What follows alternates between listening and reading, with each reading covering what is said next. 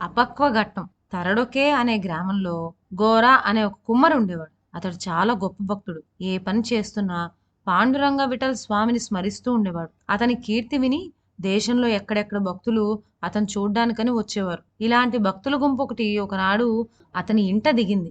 ఆ భక్తులకి ఏమేమి కావాలో చూడటం అయ్యాక గోరా తన కుమ్మరావం దగ్గరికి వెళ్ళి అక్కడ కాలి చల్లారిన ఒక్కొక్క కుండను తీసి తన కర్ర చెక్కతో మెల్లగా తట్టి పరీక్షించి పక్కన పెడుతూ వచ్చాడు.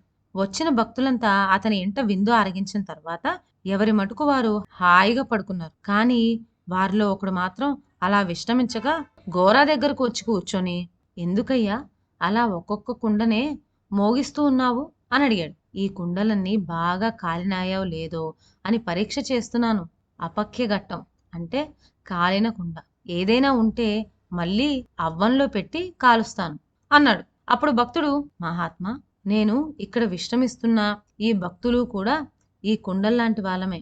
మాలో కూడా కొన్ని కాలని కుండలు ఉండవచ్చు. అలాంటి వాళ్ళెవరో పరీక్షించి తెలుసుకొని జ్ఞానబోధ చేసి పక్వం చేయండి అని ప్రార్థించాడు. ఈ మాటలు విని గోరా, అబ్బాయి, ఈ భక్తుల్లో ఎవరికో ఇంకా పరిపూర్ణ జ్ఞానం కలగలేదనే ఉద్దేశంతో అతన్ని కటాక్షించటం కోసమే నీ చేత పాండురంగ విఠలుడు ఈ మాటలు పలికించాడు. ఆ అపక్వ ఘట్టం ఎవరో చూద్దాం పద అంటూ ఆ కర్ర చెక్కతోనే లోపలికొచ్చాడు. అప్పుడే భక్తులంతా నిద్ర మేల్కొని బద్ధకంగా ఆవలిస్తున్నారు. గోరా ఒక్కొక్కడి నెత్తి మీదనే కర్ర చెక్కతో ఒక్కొక్క దెబ్బ కొట్టి చక్కా వెళ్ళాడు. వాళ్ళెవ్వరూ కిక్కురు మనలేదు. కానీ చిట్ట చివర కూర్చుని ఉన్న నామదేవుడనే భక్తుడు తలకి చేతులు అడ్డు పెట్టుకొని, ఏమిటయ్యా గోరా, నీ ఇంటికి అతిథులమై వస్తే మమ్మల్ని కొడుతున్నావేమిటి అన్నాడు. అందుకు గోరా, ఈ నామదేవుడు అపక్వ ఘట్టం అంటూ అందరిలోనూ గట్టిగా అనేసి మళ్ళీ తన కుమ్మరావం దగ్గరికి వెళ్ళిపోయాడు. నామదేవుడు పేరొందిన గొప్ప భక్తుల్లో ఒకడు. అసలు అతడు పుట్టేటప్పుడు విట్టలా విట్టలా పాండురంగ విట్టలా అని భగవన్నామ స్మరణ చేస్తూ పుట్టాడు. అతడు పుట్టినప్పటి నుంచి ఆ స్వామి పాదసేవలోనే గడుపుతూ ఉన్నాడు. అలాంటి వాణ్ణి అపక్వ ఘట్టం అని అనేస్తే న్యాయమా? నామదేవుడికి చాలా అవమానం అనిపించింది. ఒక్క నిమిషం కూడా వాళ్ళ మధ్యన ఉండలేక అతడు అక్కడి నుంచి సరాసరి పండరీపురం వెళ్ళిపోయి పాండురంగని పాదాలపైన పడి, స్వామి, నన్ను ఘోర తీరని అవమానం చేశాడు. నాకు పరిపూర్ణ జ్ఞానం కలగలేదట.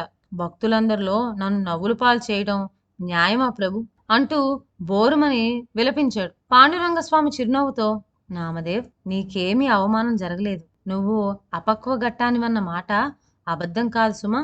నీకు పూర్తిగా జ్ఞానం కలగాలి అన్నాడు. నిజమేనా ప్రభు? అట్లయితే ఆ సంపూర్ణమైన జ్ఞానాన్ని నాకు ప్రసాదించు అన్నాడు నామదేవు. అప్పుడు పాండురంగడు, ఒక సదరువుని ఆశ్రయిస్తే గాని నీకా సంపూర్ణ జ్ఞానం లభించదు నామదేవ్. నాగనాథ స్వామి ఆలయంలో విశోభాకేశుడనే మహాభక్తుడున్నాడు. ఆయనకు శిష్యరికం చేసి పక్వఘటానివై రావాల్సింది అన్నాడు.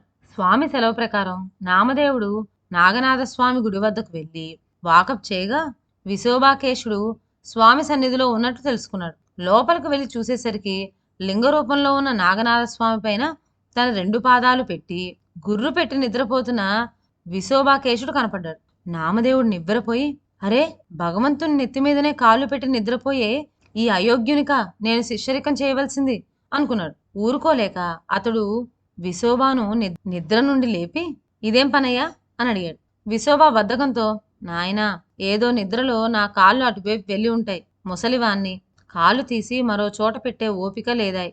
మరోలాగా అనుకోకు.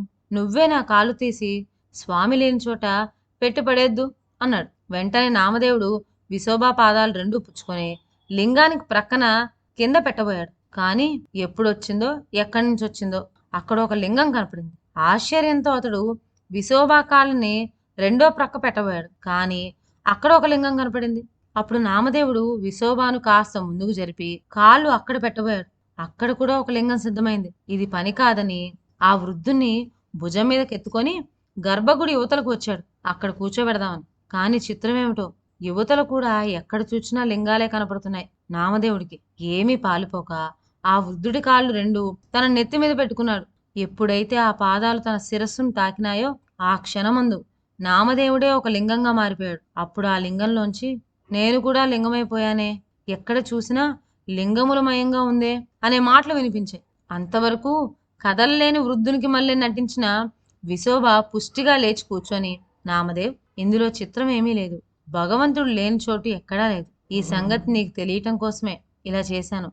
ఇంతకాలం నుంచి నువ్వొక్క పాండురంగపురంలోనే పాండురంగ విఠలుని ఆకారంలో మాత్రమే భగవంతుడు ఉన్నాడనుకున్నావు. ఆయన అంతటా ఉన్నాడు. మొన్న గోరాయింట అతని కర్ర చెక్కతో దెబ్బలు తిన్న భక్తులందరికీ ఈ సంగతి తెలుసు. ఆ కర్ర చెక్కలో కూడా వాళ్ళకు భగవంతుడు కనపడ్డాడు గనకనే వాళ్ళ దెబ్బకు వేరవలేదు. నీకా పరిపూర్ణ జ్ఞానం లేకనే భయపడి చేతులు అడ్డు పెట్టుకున్నావు అన్నాడు. అందుకు నామదేవుడు, నిజమే ప్రభు, గోరా నన్ను అపక్వఘట్టం అనటంతో అవమానం చేశాడనుకున్నాను. అతడన్నమాట అక్షరాల నిజం. నేను అపక్వఘట్టాన్నే అని వాపోయాడు. అప్పుడు విశోబ, నామదేవ్, నీకు పరిపూర్ణ జ్ఞానం కలిగింది. ఇంక నీవు నాకు శిష్యరికం చేసి నేర్చుకోవలసింది లేదు అని మామూలు స్వరూపం ఇచ్చి పంపేశాడు. ఇదండి వాళ్ళ కథ. మరొక మంచి కథతో నెక్స్ట్ వీడియోలో కలుద్దాం. అంతవరకు సెలవు. నా ఛానల్లోని కథలు మీకు నచ్చినట్లయితే నా ఛానల్ని లైక్ చేసి సబ్స్క్రైబ్ చేయండి. షేర్ చేయడం మర్చిపోవద్దు. కొత్త కథల నోటిఫికేషన్ కోసం బెల్ ఐకాన్ ప్రెస్ చేయండి. Thank you.